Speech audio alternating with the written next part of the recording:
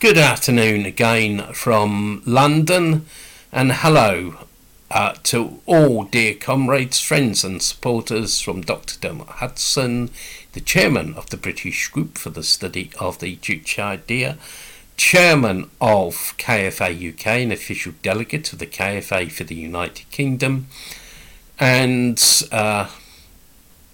president of the Association for the Study of Songun Politics UK, and of course the owner of this very channel, Songun 007, the voice of Juche and Songun in Britain. And this is the second video I'm doing today.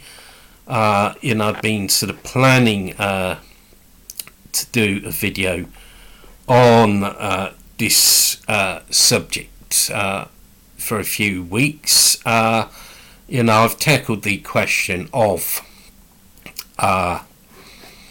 so-called leftist hostility towards the DPRK before, and I think it goes without saying that there is hostility on the so-called left, the self-identified left, to people's career, and some of it is from quite obvious quarters, like revisionists, like the fake left, and like from people who identify themselves as socialists or communists, but really deep down they're actually liberals.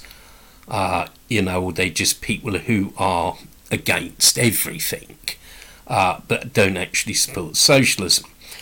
But over the last few years, we've seen a new variant of left hostility towards people's career, and that is hostility from the ultra-left.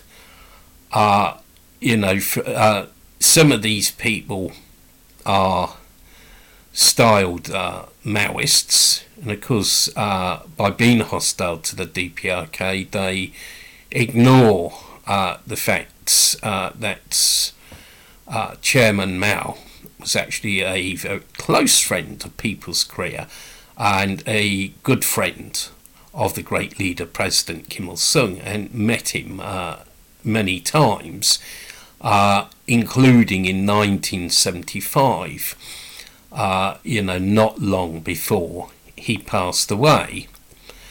Other sort of ultra-left opponents of the DPRK are, of course, extreme, unreconstructed fundamentalist Hodgerites, people who follow Bill Bland, for example, real name from the past, died over 20 years ago.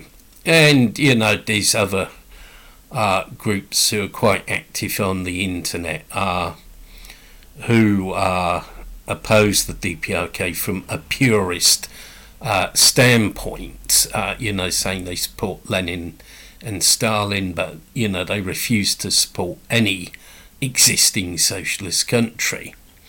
And about a few weeks ago, or about a month ago, they took issue with a statement issued by Comrade Kim Yo-jong, the Vice Department Director of the Central Committee of the Workers' Party of Korea, which expressed the DPRK's support for the anti-imperialist, anti-fascist position of Russia. And according to these people, it showed that the DPRK was, a puppet of China, quote unquote, that it was dependent on China. Now, I've always argued that DPRK is not dependent on China, but what was particularly nonsensical about this allegation was, in fact, that China and the DPRK have different positions on the Russia-Ukraine war and have voted different ways in UN votes on the question. So this was complete nonsense. But anyway, let's look at the facts. And it may seem very obvious, blindingly obvious, that People's Korea is 100% socialist. It is probably the most socialist country on the globe. You won't find a country that is more socialist than the DPRK. It has 100% socialist ownership of the means, production, distribution and exchange, either through state or, as the DPRK call it, all people ownership, or through cooperative ownership. Some may ask why make such an obvious point. Isn't it like saying that day is day and night is night? Well, as I've said before, you've also got ultra-left opponents of the DPRK who are actually chiming in with some so-called North Korea experts, dodgy people like Andrei Lankov and some sections of the mainstream media who've, bizarrely, but there's a reasoning behind it, have tried to say that the DPRK is not socialist, or there is capitalism in the DPRK. And of course, this propaganda trick of imperialism actually goes back quite a long way. You had the so-called convergence theory, quote unquote, and also in imperialist countries, certain groups during the Cold War were given a lot of encouragement by the establishment to claim that the socialist countries weren't socialist, and some of us are old enough to remember the days when the likes of Tariq Ali, Paul Foot and Vanessa Redgrave were on the TV just about every week to tell people that the socialist countries weren't socialist, etc. Anyway, to sort of get to basics here, in 1958 in the DPRK, People's Korea, the socialist transformation of production relations was completed. This meant the corporatisation of agriculture in the rural areas, and the socialist transformation of the remaining private trade and industry, which of course was actually quite small, because back in 1946 the DPRK had actually nationalised the basic means of production, about 90% of it. So basically, 1958, an advanced socialist system in People's Korea came into being. Fast forwarding to 2021, at the 7th Congress of the Workers' Party of Korea, it was confirmed that the DPRK economy is a planned economy and a socialist economy, and that there would be no deviation from that line. And indeed, steps were taken to strengthen socialist planning and to strengthen the socialist commercial system, the system of state-run shops. The DPRK has a state planning commission, and in fact back in 2015, when I was in the DPRK, there was actually a conference of economic planning workers being held in the DPRK. And I would point out that unlike some countries that describe themselves as socialist, the DPRK does not have a stock exchange. In 2008 and 2015, delegations of the British group for the study, the Juche Idea, were told that there are no private companies in the DPRK, and we were also told the same in 2018. Now, because some people like to try and point to the existence of stalls on the streets, usually selling food or confectionery and etc.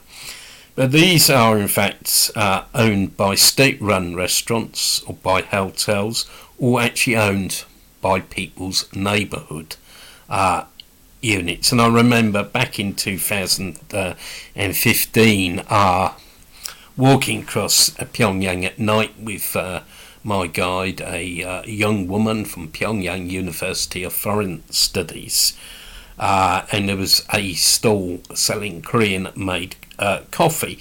Now, I'd heard these stories, about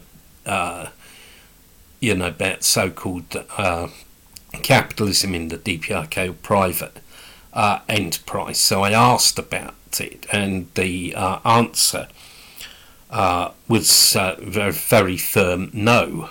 She said not private. Similarly, back in 2019, when our delegation was there was another delegation, a big one, from a certain country, and I knew some of the people on the delegation, so we started chatting, and one young man said, the DPRK, this is just like it. The Soviet Union was under perestroika. There are hundreds and hundreds of private markets everywhere selling foreign goods. Well, two things. I didn't see such a thing myself, so I don't know what he was talking about. And secondly, I put this point to my guide, and she said it wasn't true, that it was very wrong. And it's a fact, there's not hundreds of private markets in the DPRK. It is true that each district in the big cities like Pyongyang will have a peasant market or farmers market, but those have always existed in the DPRK. And if you read President Kim Il-sung's 1969 work on the theoretical problems of the socialist economy, you will see them mentioned, and the stance of the DPRK on the peasant market. People should be studying the correct sources. All I can say, it is very regrettable that some leftist elements team up with imperialism in attacking the DPRK and help imperialism by spreading false propaganda about the DPRK. So people should reject ultra-left criticisms or propaganda against the DPRK. Thank you for listening. If you're not already a subscriber to this channel, Songun 007, please consider subscribing. And also to our affiliated channel, Korean Friendship Association of the UK. And you can help us by sharing content from the channel as widely as possible. Please share it and share again and reshare as much as possible. And you can also support us by buying our publications. There'll be a link in the description. And above all, it's important to support us by participating in our events and by joining the Korean Friendship Association of the UK and British group for the study of the Juche Idea. I look forward to seeing more of you in the future at our events. Thank you for your support and thank you for listening. Have a great day. Goodbye.